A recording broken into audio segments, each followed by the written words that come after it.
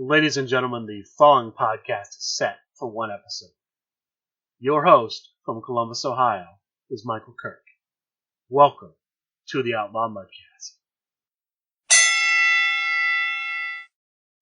Hello and welcome to the Outlaw Mudcast, your digital audio dirt sheet for all things Super Show. And on this special episode of the Outlaw Mudcast, our second in a series of 3, we review the box sets that were a part of the Kickstarter Going Over campaign. On the previous special episode, we reviewed the box set of Rainbow Girl versus Terror Skull, which also included Miss Fury and Whip-a-Whip. On this episode, we are reviewing the box set that features Black Lipstick versus Cryptocurrency. It also includes the Treaty of Friendship and Storage Warriors. This is the first ever Tornado Tag box set. This features 4 Tornado Tag cards. We're going to go through those Tornado Tag cards, the finishes for each competitor. We're also going to go through all of the cards 1 through 27 in the decks, and we're going to go through the single competitor cards that go with each competitor set. Like the last time, we're going to start with the 1 through 27 deck that is part of this set. So I'm going to do these 3 cards at a time. So cards numbers 1, 2, and 3, lead strike, lead grapple, lead submission. They are chop down, tandem takedown, and double headlock. They each have the same text, with a slight variation. The strike says each player flips 1 card, or stop any lead grapple. The card number 2 says each player flips 1 card, or stop any lead submission. And the third card says each player flips 1 card, or stop any lead strike. Now, the way these cards are designed to work is, if you play them as a stop, only the part after the or is valid. So if my opponent plays lock up first turn, I can play chop down as a stop and stop any lead grapple. Or if I decide I'm going to play the card on my turn, it only does the first part. Each player would flip 1 card. So when I play this as a stop, unlike other stops, like a snap punch where you stop any lead grapple and then each player draws 1 card, the draw works if I play it on my turn as just a normal card, or if I play it on my opponent's turn as a stop. This card, if you play it as a stop, the flipping doesn't happen. The flipping only happens when you play it on your turn normally. So that's the first 3 keywords I notice. No one has chop, so there's no real keyword from the first one. I see head and I see lock in the double headlock on number 3. So I, of course, like I said last time, Hallow Kings triggers off head, so there's a card like Shining Wizard. A lock would be for something like Muerta Lock. Those are the keywords I see there.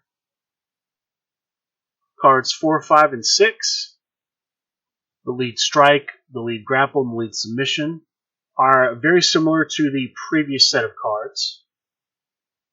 And as I'm looking at these, I realize that the card number 4 is missing. I went and checked with the posting that SRG Universe put up on Facebook because they did acknowledge that some cards were missing. This card is not in that post. So we're just going to have to skip the card number 4, but I believe because 5 and 6 do the same thing, it also does the same thing. 5 is Series of Hip Tosses. 6 is Pretzel Twist. Series of Hip Tosses says each player flips 1 card or stop any follow-up submission. Pretzel Twist says each player flips 1 card or stop any follow-up strike. So I'm assuming the first one would also say each player flips 1 card or stop any follow-up grapple. Again, these work the same way. When you play them as a stop, you do not flip. When you play them on your turn, each player does flip. So the way these are designed to work, the ruling is you will only flip when you play them on your turn normally. If you play this card as a stop, neither you nor your opponent get to flip a card. I don't really see any keywords with these cards, so I'm just going to go ahead and move on to the next set, 7, 8, 9. Again, lead strike, lead grapple, lead submission. They are surprise hit, pump up the crowd, and second wind. Each one has the exact same text. Your next turn roll is +2. Again, don't see any real keywords in with these, and they're pretty much just straightforward. We'll go on to the last set of leads before our first follow-ups, the 10, 11, 12. Lead strike, lead grapple, and lead submission. Kicks to the back, double drop, and finger lock smash. They each have essentially the same text with one word different. The strike says, if you have another strike in play, your opponent buries one card in their hand. The grapple has the same thing, except it says if you have another grapple in play, and the submission, same text, except it's if you have another submission. Keyword-wise, of course, it says kicks. The number 10 is kicks to the back, so kick, TJ Marconi, back, Hallow King, double drop for the lead grapple, of course, drops to TJ Marconi, and also now in Mark F. Perry. With the Mark Perry card, I still think I like All-American drop better than double drop in this spot, but it's an option. And then finger lock smash is the lead at 12. I mentioned block earlier. I believe finger lock, again, also is a keyword that works with original Mr. Snap and Marty Skrull. So there's that. Now we're going to get into the first set of follow-ups. Numbers 13, 14, 15, the follow-up strike, follow-up grapple, and follow-up submission. They are the high flying dive, bulldog buster, and hyper extend. Again, these each have the same text with one word different in each one. The high flying dive, the follow-up strike says add one strike from your discard pile to your hand. The grapple says add one grapple from your discard pile to your hand. And the submission says add one submission from your discard pile to your hand. So keyword-wise, of course, the first one has flying and dive. Flying would work with somebody like, I believe, Venus or Smiley. Dive, of course, works with Sabu.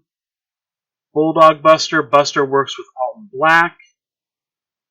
I don't believe anybody works with Dog, although I do believe that Caddy Kitty has a stop finish that stops card with Dog in the name, so this would be vulnerable to her finish, I believe her strike finish.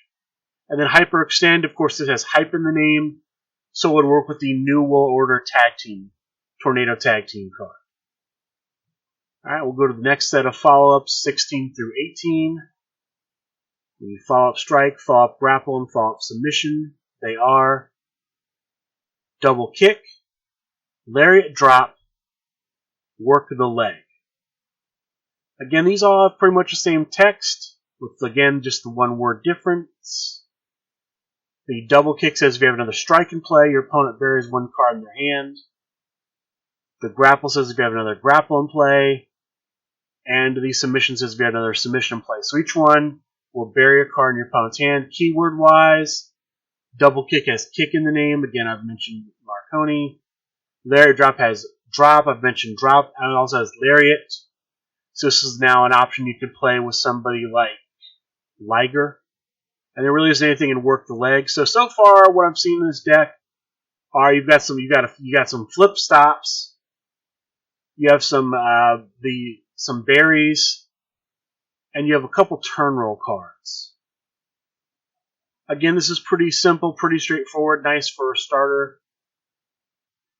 19, 20, and 21 are going to continue the theme we had with the first 6 cards, the stops there.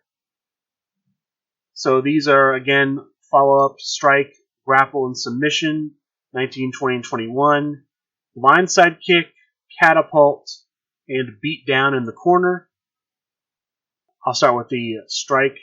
The blindside kick says each player flips one card, or if your opponent has another grapple in play, stop the grapple. The catapult has the same text, except it's submission in the place of grapple. And the beat down in the corner has the same text, except it's strike instead of grapple. So essentially these work like your classic elbow strikes, neck breaker, leg lock, but they have the caveat where if you play them on your turn, each player would flip a card.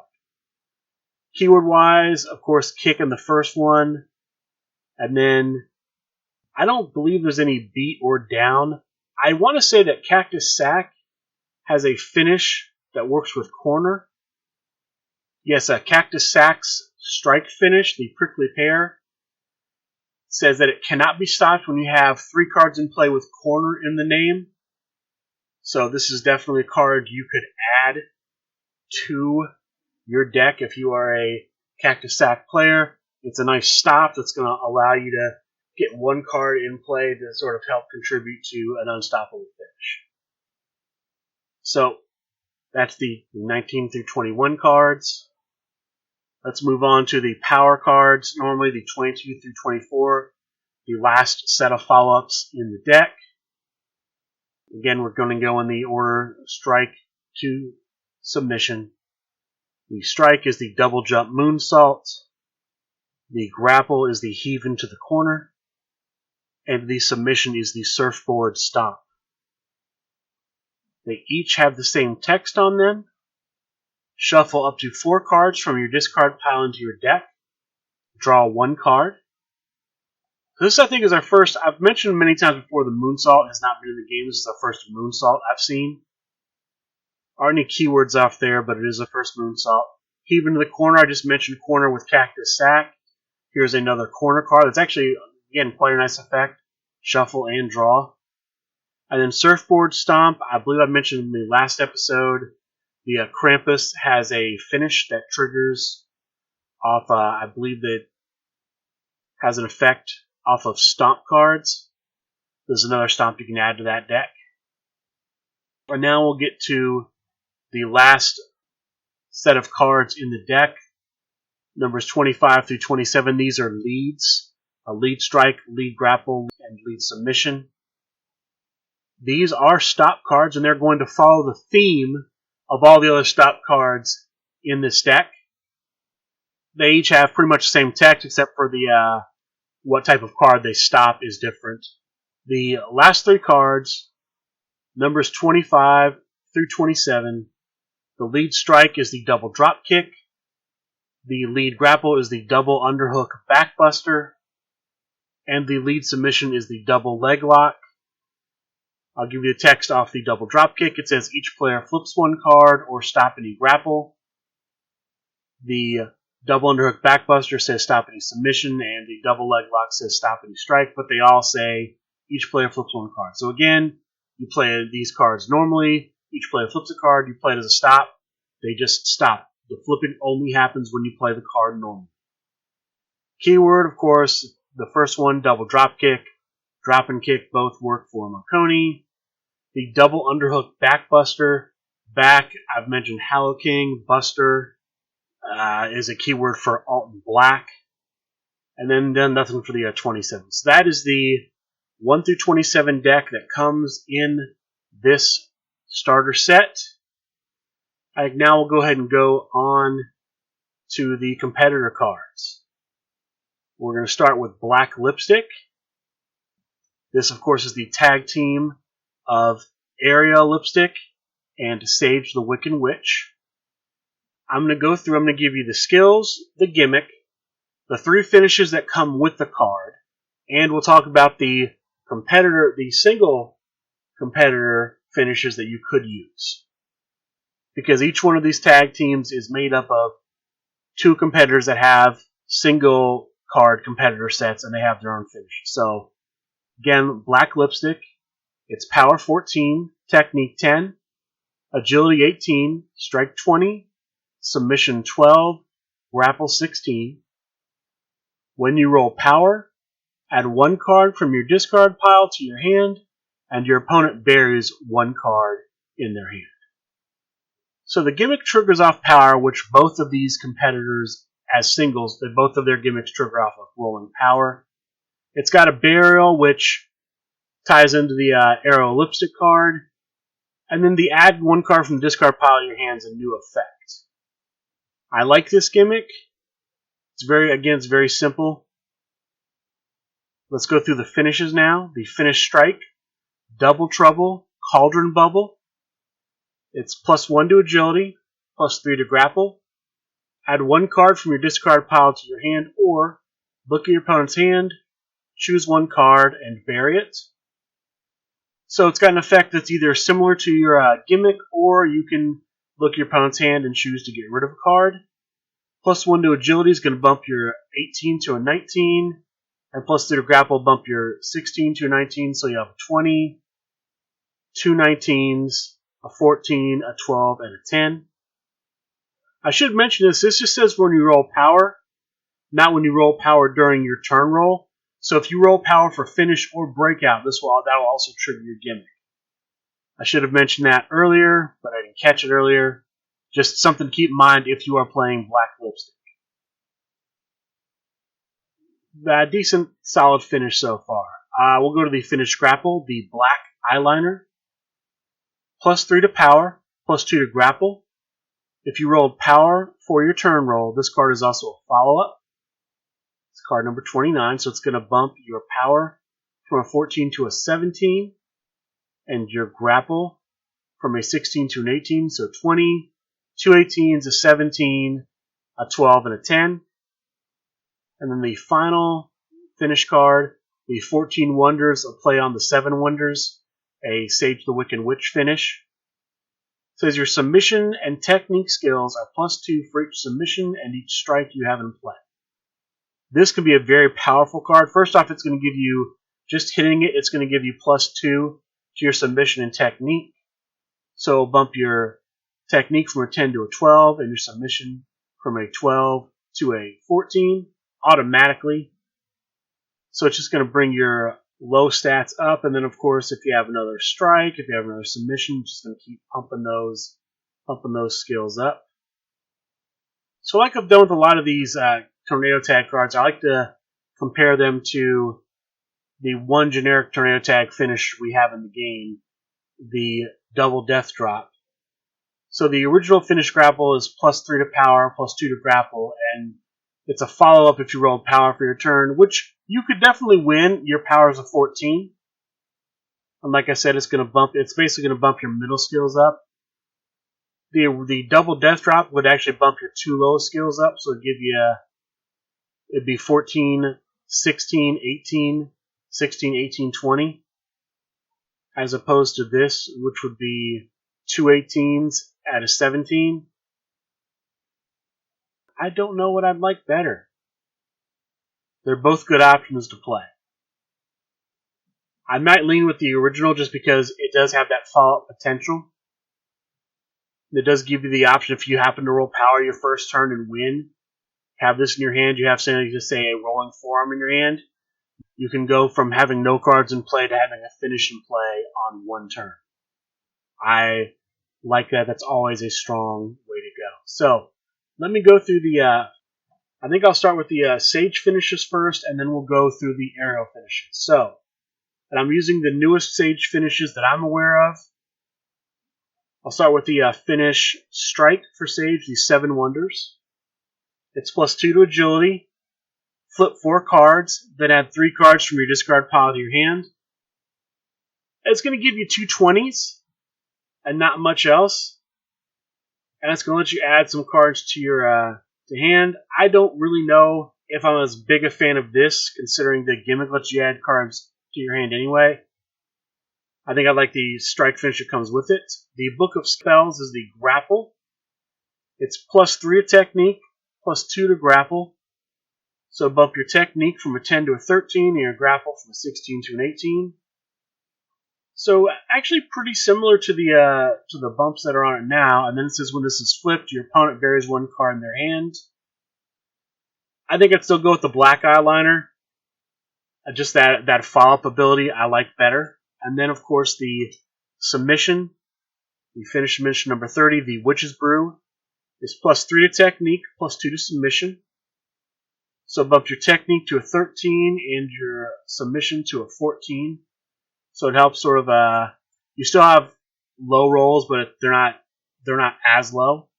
And it says you may shuffle your hand into your deck and draw the same number of cards. to me, you're playing the 14 Wonders. The 14 Wonders is much, much stronger, I would argue, than this.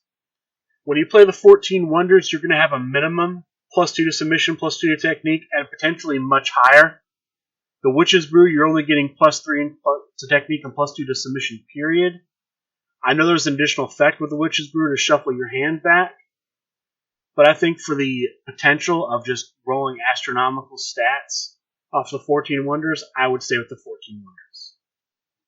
Alright, now here are the aerial lipstick finishers. Finish strike number 28, pucker up. +1 to agility, +4 to power. Draw 1 card, or your opponent buries 2 cards in their hand. It's going to bump your agility from an 18 to a 19, bump your power from a 14 to an 18, and again, it's to let you either draw 1 card or your opponent buries 2. It's actually very similar to the finish that comes with it. It's actually more stat boost because you're bumping your agility by 1. In the pucker up, you're bumping your 14 to an 18, and this one you're bumping your 16 to a 19. I kind of like the pucker up stat boost better. And then pucker up's a little more of a hand control. I don't know, it's tough because I like the hand knowledge that Double Trouble Cauldron Bubble gives you. It's kind of a toss-up. I would say it's sort of just how each one feels, but you could definitely play pucker up. That makes sense here. We'll go on to the finish grapple next, the matte finish for aerial lipstick. Number 29, +1 to grapple, +2 to submission. Draw 3 cards. Each player buries 1 card in their hand. It's going to bump your submission to a 14 and your grapple to a 17. I still like the black eyeliner better. I still like that. I still think that follow-up effect is better. And then the finish submission from aerial lipstick, the makeover. +2 to submission, +3 to power. Your opponent's maximum hand size is -6. This, again, is really strong. They'll bump your power to a 17 and your submission to a 14, and reducing your opponent's maximum hand size by -6. So if they've got a standard hand size of 10, they can only have 4 cards in their hand. They'd have to discard all but 4 cards. That's really strong, too. I think in this case, I still would go with the 14 Wonders over the makeover, but it's hard. The makeover, I would say the makeover and not matte finish, the makeover and pucker up, I could definitely see a player playing those instead of the 14 Wonders and Double Trouble Cauldron Bubble. It's really just going to be how you feel, but I think those two are very viable cards to use with black lipstick. But that's black lipstick. That's the first Tornado Tag card and finishes. We'll go on to the second one. This is cryptocurrency. I have a little soft spot for cryptocurrency because I helped come up with that name. I think it's a great name, and I'm glad they ended up using it. But let's go through what cryptocurrency does. So cryptocurrency, power 10, technique 20, agility 16, strike 12, submission 18, grapple 14. When your opponent rolls their highest skill for their turn roll, flip 2 cards and add 1 card from your discard pile to your hand. I like this. It allows you to get cards back from your discard pile. It triggers when your opponent rolls their highest skill, whatever that might be. Yeah, I think I like the gimmick. So let's go through the finishes. Start with the finish strike number 28, the Gold Rush. +3 to agility, +2 to strike, +1 to grapple. So bumps your 16 to a 19, your 12 to a 14, and your 14 to a 15. So it's going to be 10, 15, 15, 18, 19, 20. It's alright. And again, there are no effects. It's all skill boosts. The finish grapple, number 29, the Decentralizer. +4 to power, +4 to grapple. Draw 2 cards, or your opponent buries 4 cards in their hand. It bumps your power from a 10 to a 14, and your grapple from a 14 to an 18. I like it. If I compared it with the double death drop, it's It's not as much of a skill boost. You do have that burial if you have a table card in play. If you decide to do that, but you might not want to. I think it's pretty even.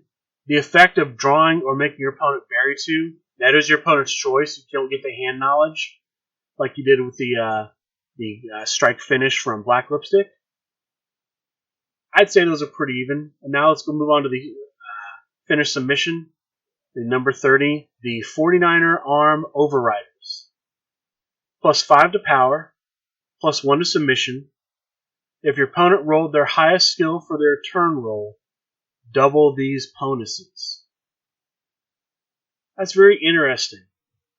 So basically, your opponent would have to roll their highest skill, presumably it's a 20, and then you have to beat the 20. So this almost encourages you to either play cards that increase your turn roll or decrease your opponent's turn roll. Just because to me, that's the only way you'd win. If your opponent rolled their highest skill, you'd have to either roll your highest skill and then add on to it, or your opponent would have to roll the highest skill and then somehow subtract from their turn roll. If you got to work, it'd bump your power from a 10 to a 20, and your submission from an 18 to a 20. So if you got that bonus to work the double, it'd give you 3 20s. Otherwise, it's just going to bump your power to a 15 and your submission to a 19. It's alright. It's great if you manage to get it to trigger. Otherwise, it's okay. I think it's kind of middle of the road. Let me go through the finish cards. I'll start with the finish cards from the Gold Standard that you can play with this. You've got the price point, Finish Strike, +3 to strike, +2 to agility. There's no reason to ever play this in case it plays the Gold Rush, because the Gold Rush is better by 1 skill. It's got everything the price point has on it, plus 1 additional skill. So no reason to ever play the price point. The Uneven Exchange, +4 to power, draw 4 cards. I mean, you're basically giving up the ability, you're giving up a +4 to grapple, to draw 2 additional cards. No, you're always going to play Decentralized. It makes more sense. The 49er Arm Grinder. Your opponent's first and second breakout rolls are -1 for each card you haven't played with Arm in the name. I could see you potentially playing this. It's going to trigger off itself because it has Arm in the name. So when you play this, your opponent's first and second breakout rolls are always going to be -1. You have so many great Arm cards now. Of course, you have all the Armenian cards. I believe there's a new flipping arm bar that is a technique skill of 8 or greater is what you need to play that. Cross-arm chicken wing is out there that you could also play with a technique skill of 8 or greater, because you are a 20 technique with cryptocurrency, so all that means is you need a 16 technique or greater to play those cards. So there are a lot of great Arm options. I think it just released a Celestial Arm Breaker. I'm not sure off the top of my head what number that is, but there are a lot of great Arm options now. So you could certainly see about building a deck with a bunch of Arm cards in it, putting this 49er Arm Grinder in it, and just hoping that you roll high and you can essentially reduce your opponent's breakout rolls enough to where they're not going to be able to break out. So I would say this is an option over the 49er Arm Overriders. Now let's look at the finishes from Numero Uno, those finishes for cryptocurrency. So first we have the Hack Finish Strike number 28, +1 to strike, +1 to technique. If your opponent's turn roll was 10, this card is also a follow-up. So bonus-wise, skill bonus-wise, it is worse than the Gold Rush. It does give you a +1 technique, which would give you a 21. So if you played this Crowd Meter 0, rolled that technique, you would pretty much win automatically unless your opponent can boost their skill or their breakout roll in some way. It does become a follow-up when your opponent rolls a 10, which would be their lowest, assuming they're using a Tornado Tag Team, would be their lowest roll. So this would allow you to basically play this as a follow-up if your opponent rolls their lowest skill. So that's nice, but I still would recommend the gold rush over this. Alright, next we'll look at the finished grapple. The 068068084, which is the binary for DDT, in case you didn't know that. It's finished grapple number 29, plus 3 to grapple. Look at your opponent's hand, choose one card and bury it. Bumps your grapple from a 14 to a 17. I still would recommend the decentralizer over this. It's a higher grapple boost, plus you're getting the power boost. I think the decentralizer is better. And then finally, the override's a spotlight card, finished submission number 30, plus 2 to power, plus 1 to submission. So pretty similar skills. Of course, you have a better power with the 49er arm overriders. Submission's the same. You don't have the option to double, but when this card's in your discard pile and your opponent's turn rolls 10, add this card to your hand. So, if your opponent essentially rolls their lowest skill, you can pop this card back in your hand. It's a toss-up. I can definitely see situations where you might want to play Override over 49er Arm Grinder because of that ability to pop this card back in your hand when your opponent rolls their lowest skill. Because if your opponent rolls their lowest skill, you're almost certainly getting this card back to your hand and winning the turn roll. So it's an option. Those are my thoughts on cryptocurrency. Let's go ahead and look at Storage Warriors next. Storage Warriors, of course, the team of the Masked Llama and Warehouse. I don't know if let me go back and mention this. I don't think I mentioned this with the cryptocurrency. It's the team of Numero Uno and the Gold Standard. This is the team of a Warehouse and the Masked Llama. Power 16, Technique 10, Agility 12, Strike 18, Submission 14, Grapple 20. When your card is stopped, look at your opponent's hand, and your opponent's next roll is -1. I like that. I like that gimmick quite a bit. It's a combination of the look at your opponent's hand gimmick that you have with Warehouse. I'm not too familiar with the Masked Llama's gimmick, but this definitely is the shades of the Warehouse's gimmick. So we'll go through the finishes. The finish strike, number 28, to be palette picking, plus 4 to power, plus 2 to strike, add 2 cards from your discard pile to your hand. Bumps your power to a 20, and your strike to a 20. So it gives you 3 20s. It's 10, 12, 14, and 3 20s. I like this a lot.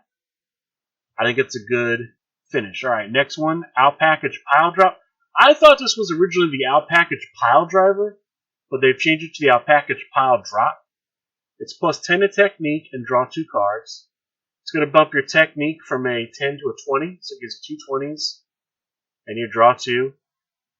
I actually think, in this case, the Death Drop, adding plus 6 to your 2 lowest skills, and then your opponent buries 3 if you have a table card in play. I like that better than this Out Package Pile Drop. But that's the Out Package Pile Drop. Then finally, the finish submission number 30, the Back Order. Plus 2 to Technique and Submission for each other card you have in play with back in the name. If this card is stopped, bury it. So essentially, if you don't have any other cards with back in the name, it doesn't do anything. If you do, it's going to bump your 10 skill and your 14 skill up. Plus 2 for each other card you have with back in the name. If you're going to go into this, play around it, play cards like Backbreaker, Backdrop, Backlash with the ladder, with the table, with the steel chain. There are quite a few cards out there at the back. If you're going to build around it, probably good to play this. Otherwise, I might look at some of the other cards, but I'm kind of iffy on the submission here. You kind of have to build around it. You really have to build around it to get it to work the way it needs to work. So let's go through the finishes of the single competitors. I'm going to start with the Warehouse. The finish strike Overnight Express is plus 1 to power, plus 2 to agility, plus 2 to strike.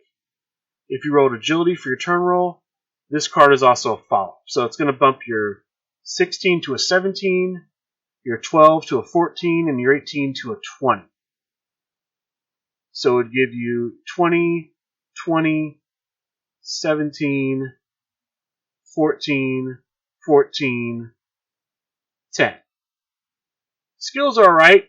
Rolling agility for your return roll, Your agility is your 12, so essentially your opponent would have to roll their lowest skill for this to become a follow-up. It's not bad. I kind of like the pallet picking better. I'd probably stick with that. Next we have Finish Grapple, the Pallet Jack. +2 to power, +3 to strike. It's going to bump your power to an 18 and your strike to a 21. It says look at your opponent's hand. You may have them randomly bury it and draw 2 cards.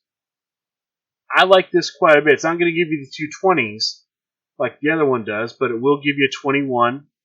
It will give you an 18. So this is definitely an option. I could definitely see you using this in there. So quite a few good options at grapple. That's the Pallet Jack. Finish Submission, number 30 from the warehouse is the Forklift. +1 to power, +1 to grapple. Flip 2 cards, discard 2 cards, add 2 cards from your discard pile to your hand. So it gives you a 21 and a 17, 18, 14, 12, 10. You do a lot with it. I don't know that I like this any better than I like the submission finish that comes with the competitor card. So I'm kind of up in the air with that. Let's go on to the Masked Llama finishers. The Finish Strike, number 28. The 360 Reverse Diving Hoof Tackle. +1 to your skills for each strike card you have in play. If your opponent played a stop this turn, this card is also a lead.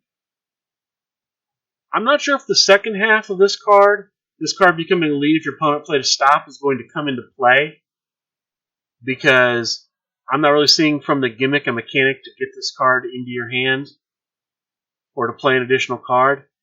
The +1 to your skills for each strike card you haven't played is nice because it's going to trigger off itself. If you have 10 cards, including this, strike cards in play, that's going to give you a +10 to all your skills. So this could be quite a nice card to play. Don't know if I'd play it over the pallet picking, but it's definitely an option. Definitely you could play that card. You could do some nice tech with that card. The Finish Grapple, the Alpaca Driver.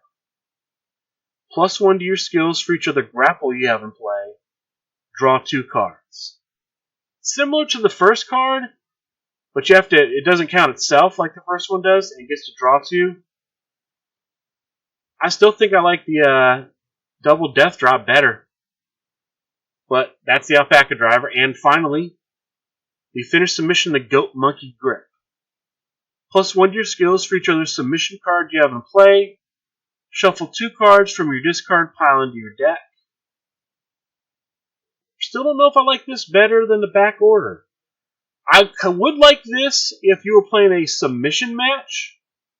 I think this would be a nice finish in a submission match for this card, just because you would be playing more submission cards than usual, more than likely.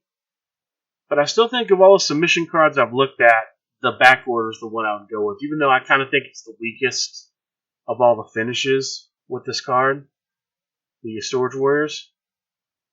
But that's the Storage Warriors, and now let's go on to the last competitor set that's coming with this starter set from the second Kickstarter tier, the Double or Nothing tier. This last Tornado Tag card is a tag team made up of the Mercenator and Merlin von Berlin. It is called Treaty of Friendship. Power 18, Technique 10, Agility 12, Strike 14, Submission 20, Grapple 16. Gimmick is your powers +2 during turn rolls. Very simple gimmick. Essentially gives you 2 20s during the turn rolls. I'm not sure how I feel about that. But let's go ahead and look at the finishes. We'll start with the Finish Strike, number 28, the Berlin Wall. +3 to Agility, +3 to Strike. If you roll Power or Submission for your turn roll, double these bonuses. I like this a lot. So +3 to each one's going to bump your 12 to a 15 and your 14 to a 17. But of course, if you roll Power or Submission, which are your 2 highest skills, it's going to make it an 18 and a 20. So it'd give you 2 20s, 2 18s, a 16, and a 10. I'm a big fan of that. I think that's great. Let's look at the finished grapple next. The Iron Curtain. +6 to agility, +2 to grapple. Your opponent's maximum hand size is 4. So it's going to bump the grapple to an 18 and the agility to an 18. So it's 20, 3 18s, 14, and a 10. I like this too. And with your opponent's maximum hand size being 4, it's going to make your opponent discard down to 4 cards if they have more than 4 cards. Big fan of this one. The last finish, the finish submission, the Arms Race. +1 to power, +4 to technique, +3 to grapple. Draw 1 card for each card you have in play with arm in the name. So you're automatically going to draw 1 card because this card, the Arms Race, has arm in the name. +1 to power is going to make your power a 19. It's going to make your technique a 14. And it's going to make your grapple a 19. It's not bad. Gives you 2 19s, a 12, 2 14s, and a 20. It's good. I'm a big fan of the bonuses on all these. I kind of like the first 2 better than I like the finished submission, but they're all good. And again, the finished submission does have the opportunity to let you draw a lot because, again, we've had a lot of great cards added to the game recently that have arm in the name. So let's look at the finishes for the 2 single competitors that you can use with the set. I'll start with Merlin von Berlin. Merlin von Berlin gets +2 to agility, +1 to strike for his finish strike, number 28, the Autobahn Annihilator. And if he hits another card this turn, he doubles those bonuses. It basically gives him +4 to agility and +2 to strike, whereas the Berlin Wall gives him +3 to agility, +3 to strike, and gives him the ability to double the bonuses. Berlin Wall is better. Just flat out, I think it's better. The finished grapple number 29, the Berlin Airlift, +3 to agility, +2 to grapple. Each player shuffles their hand into their deck and then draws 4 cards. I gotta go with the Iron Curtain being better. I mean, the grapple's the same, the agility bonus is doubled. The grapple bonus, like I said, is the same. The only difference is your opponent's maximum hand size is 4 with the Iron Curtain. Each player shuffles their hand in their deck and draws 4 cards with the Berlin Airlift. The Iron Curtain's better. Just flat out, I think it's better. And now the finished submission, Merlin von Berlin, number 30, the Shake and Break. +5 to technique. If you hit a submission this turn, this card cannot be stopped. So it'll bump your 10 to a 15. Not bad. It's 1 less bonus than the Arms Race. And it's unstoppable if you hit a submission this turn, which means you'd have to play something like Strength in Numbers to make it work. I don't know if there's a card other than Strength in Numbers you can use. Now, with Merlin, of course, your gimmick allows you to play an additional card. So that could work. But with this, I'd say the Arms Race is better. Now let's look at the Mercenators finishes. We have the finished strike number 28, the Bullseye, +3 to agility, +2 to strike. When your opponent has 0 cards in their hand, this card is also a lead. It's essentially inferior bonuses. While it does have the option to be a lead, I'm still going to go with the Berlin Wall. The finished grapple, number 29, the Oblivion Bomb. Draw 2 cards, and your opponent buries 1 card in their hand. Your opponent's first and second breakout rolls are -1 for every 3 cards in your hand. I still like the Iron Curtain better. I mean, this would be good for you if you rolled high, but I still like the Iron Curtain better. And the last submission that we're going to look at, the finished submission, the Kneecapitator. It's +3 to technique. Add all submission cards from your discard pile to your hand. If your opponent breaks out, put 1 submission from your hand into play. Again, bonus-wise, it's worse than the Arms Race. Still like the Arms Race better. I mean, you would be able to add a bunch of submission cards back. Maybe you think about playing this in a submission match. I don't know. You do get to basically put a card from your hand into play. But yeah, I still think I like the Arms Race better. So yeah, that is a look at all of the cards from the second box set, the Black Lipstick versus Cryptocurrency box set. On our next special episode, we're going to look at the faction pack that was available in the all-in tier, the third tier, from the Kickstarter Going Over campaign. The faction pack featuring the family, the single competitors, the Italian Bombata, Lorenzo Manicotti, Polly the Pigeon Picone, Maria Marinera, and we're also going to be looking at a couple of the Tornado Tag cards in there. We have Manicotti Marinera and Bird Bada. Until next time, I'd like to thank all of you for listening to the show, and good day.